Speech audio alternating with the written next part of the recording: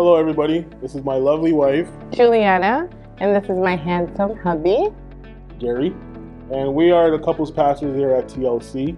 For many of us, this is an unprecedented time. We have children, school, work, and regular family affairs all happening in the same 24 hours in the same space. So here we are going to share with you 5 tips on how to sustain your marriage, especially during this time. Tip number 1, respect each other's spaces. That includes workspace, work obligations, and of course support each other as much as you can. If you're working from home, you probably have deadlines and meetings that you have to attend to. If you have children, this could make it even more challenging because the children demand your attention. Also, if you have roles in your home that you have to perform, it's probably a good time to be adaptable when it comes to those roles and support your spouse as much as possible. Something you can do if you have a meeting or you have a phone call to make, you can either find yourself in a quiet space or one spouse could be with those children as you deal with your obligations. Tip number 2, do not use work to disengage from your spouse. You see, just because you are in each other's presence does not mean that you're spending time together.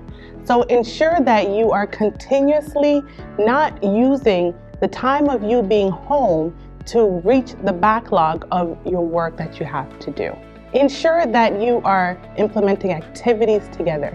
Even though you still have to stay within their home, there are so many options. Go for walks together, find games together. You can even have a nice dance party together. And if you have children, parents, do the same. Make sure that you do not use work to disengage from those beautiful children.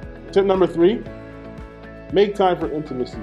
If this is not routine, then now is a great time to make it part of your routine. Remember, intimacy is not just physical, it's spiritual and how you connect emotionally and psychologically. What you can do, as an example, is take your spouse's hand and look each other in the eye for a few minutes. And what you will find is that this will relieve a lot of the stresses that you might have, and it will prepare you for whatever might come. Tip number 4, revisit your vision. This is a great opportunity as things are quiet to sit down with God and your spouse and really look at your goals again, even if it's a matter of just putting things on pause.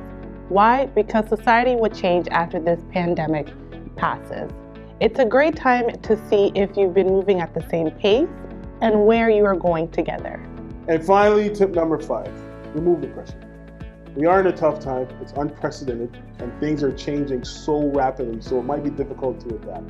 This is a great time for you to lean on your spouse, talk to each other about everything. If you're anxious, if you have concerns, great time to talk to each other, and a great time for you to pray together. And be flexible. Even though you've set your schedule, things are changing, so be willing to adapt.